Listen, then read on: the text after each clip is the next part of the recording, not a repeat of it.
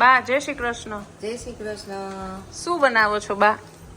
ગુલકંદ વાળો મુખવાસ. મારા છોકરાઓ બનાવે છે, હેલ્પ કરે છે.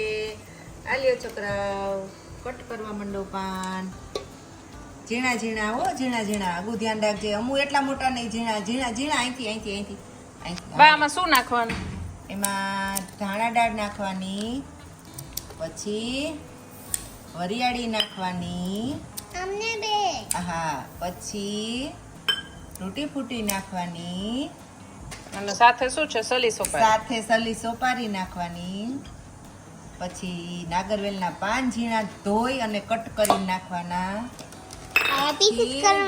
હીરા મોતી પાવડર નાખવાનો. અગસ્ત્ય અને અમાયરા હેલ્પ કરે છે બાને મુખવાસ પાન કટ કરવામાં. બે છોકરાઓ પાન કટ કરીને હેલ્પ કરે છે. પછી બધું મિક્સ કરી નાખવાનું. પછી ડબ્બા ભરીને ફ્રીજમાં મૂકી દેવાનું.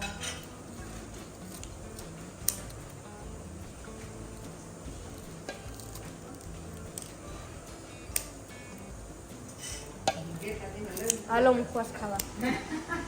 ગુલકંદ વાળો ખાઓ તમારે. હાલો તો હવે અમારા ગુલકંદ નાખી છે. બા હવે ગુલકંદ નાખો છો?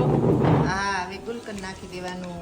અને પછી હવે ઘરે બનાવવાનું હોય તો ઘરે બનાવવાનું, નહીં તો રેડી લઈને નાખી દેવાનું. પછી બધું મિક્સ કરી દેવાનું. બા ઘરે ગુલકંદ બનાવવાની રેસીપી પછી શીખવાડજો.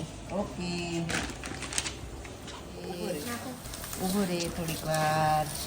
અમે બે નાખી. પછી તમારા હાથ ચીકણા થશે. બે નાખશી તો અમે હાથ ધોઈ આવતી. હાથ ધોઈ આવજો.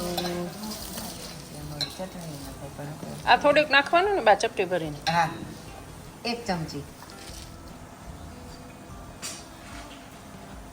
ચાલો ખાવા મારો મુખવાસ. તૂટી ફૂટી મને એમ છે ધાણા દાળ વરિયાળી નાખવી છે.